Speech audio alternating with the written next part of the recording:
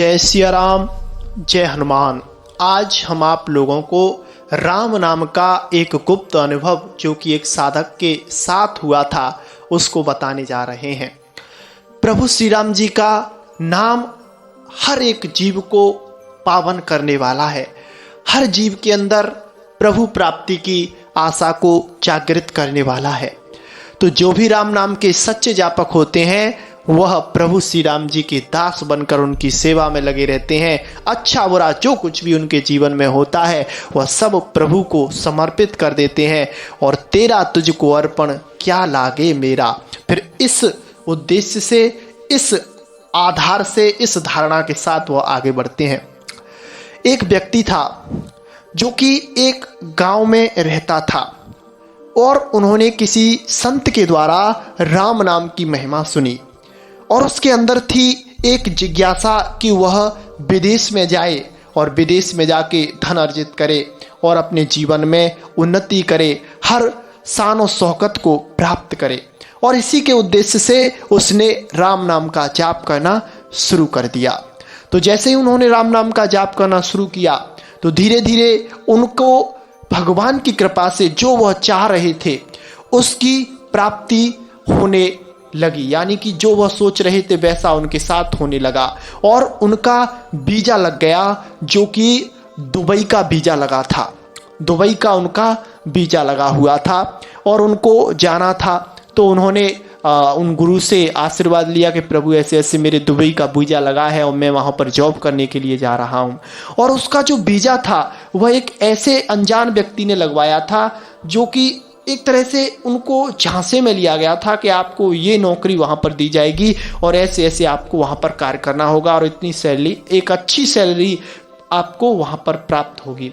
तो एक तरह से वह किसी के बहकावे में आ गए थे और उनको कुछ राशि भी दी थी, 1 से 2 लाख रुपए की राशि उन्होंने जो जमा पूंजी थी और कुछ कर्ज करके उनको वह राशि उन्होंने दे दी थी।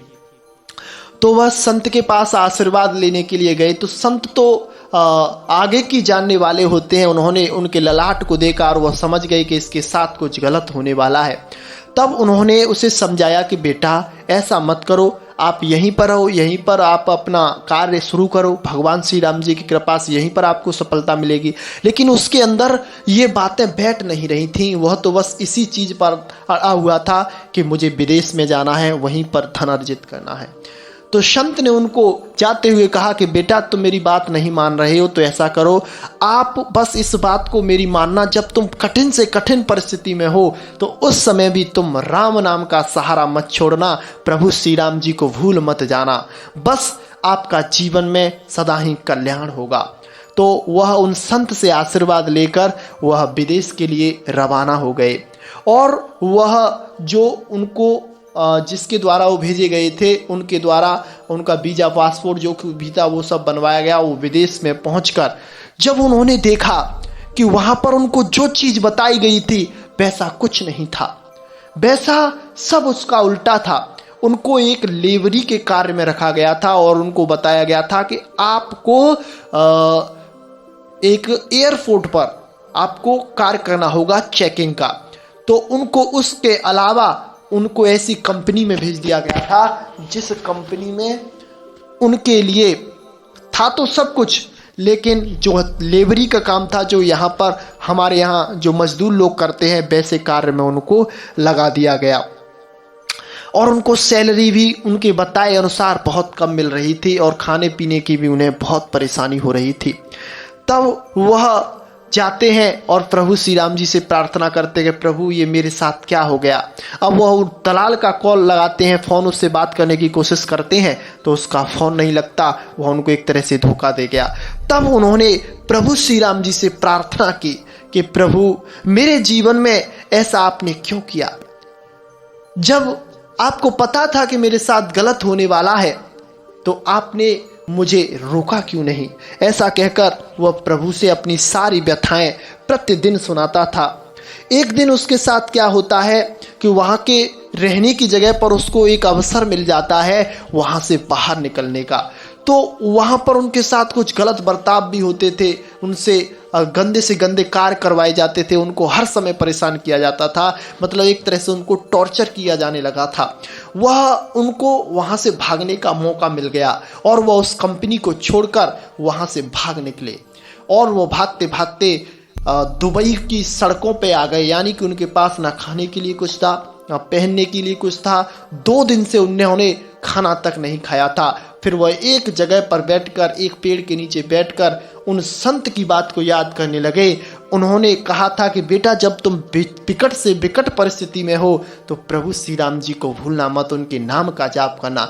उन्होंने इसी बात को विश्वास करके अब तो जो हो गया होना था जो हो गया, अगर यहाँ पर मृत्यु निश्चित है तो वो मृत्यु होगी, यहाँ पर कुछ जीवन में होना होगा तो हो जाएगा। अब तो हम बस प्रभु श्री राम जी को समर्पित कर देते हैं अपने आप को। जैसे ही उनके अंदर सच्चा समर्पण आया, नाम जाप के प्रति उनका रुझान बढ़ा, विश्वास बढ़ा और उनके नेत्रों से अश्रुओं की धारा प्रभावित होने लगी, तो फिर उससे मेरे प्रभु श्री राम जी का दिल पसीज गया। थोड़े ही समय बाद वहां पर एक हमारे देश के जो कि श्री राम भक्त थे, उनकी गाड़ी के पीछे जय श्री राम लिखा हुआ था। वहां पर आकर गाड़ी रोकते हैं और उसको देखते हैं और उससे कहते हैं, क्या तुम इंडियन हो? तो उसने कहा, जी हम बिल्कुल इंडियन हैं। और यहाँ पर क्यों हो? तो उन्होंने बताया कि ऐसे ऐसे मैं आया था और मुझे धोखा दे दिया गया कि तुमको रहने की ज़रूरत है, यानी कि जगह चाहिए रहने को, और खाना भी तुमने नहीं खाया है। तो ऐसा करो, आप मेरे साथ गाड़ी में बैठो, मैं तुम्हारी जॉब भी लगवा दूंगा और तुम्हारे रहने की भी व्यवस्था करूंगा, सब कुछ करूंगा। तब उसके आंखों से आंसू निकलने लगे और प्रभु को वो बार बार धन्यवाद करने लगा कि मेरे प्रभु श्री राम जी, आप कितने कृपालु हैं, आपके नाम में कितनी सामर्थ्य है, कितनी शक्ति है कि उन्होंने मुझे छोड़ा नहीं, हर समय मेरा आपने साथ दिया। तो यह भाव उनके अंदर जागृत हुआ, उनके साथ वो गए, उनकी एक अच्छी जॉब लगी, वह आज भी दुबई में जॉब कर रहे हैं, अच्छा धन कमा रहे हैं, लेकिन परमात्मा से वो जुड़े हुए, हमसे जुड़े हुए हैं। उन्होंने अपनी घटना को हमें आप लोगों तक पहुंचाने के लिए कहा कि इससे उनको भी आगे बढ़ने की सहायता मिलेगी और उनका भी रुझान नाम के प्रति होगा और उनके द्वारा हमारे पास, हमारे आश्रम पर भी सहयोग राशि भी आती है जो वह अपने हिसाब से भेजते हैं। तो हम आपको कहना चाहते हैं कि मेरे प्रभु श्री राम जी कभी भी आपसे दूर नहीं है, बस दूर तो आप हो जाते हो इन सांसारिक वस्तुओं के चक्कर में, इन लोभ लालचों के चक्कर में जो कि नश्वर हैं, जिनका कोई अस्तित्व नहीं है। एक ना एक दिन ये छूटेंगे ही। इनके चक्कर में आप फंसकर उन प्रभु श्री राम जी को भुला देते हैं, तो यही आपके जीवन में पतन का कारण बन जाता है।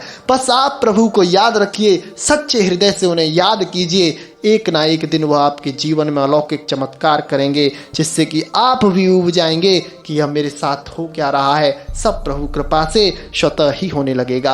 आज के लिए बस इतना ही। जय सिया राम, जय हनुमान।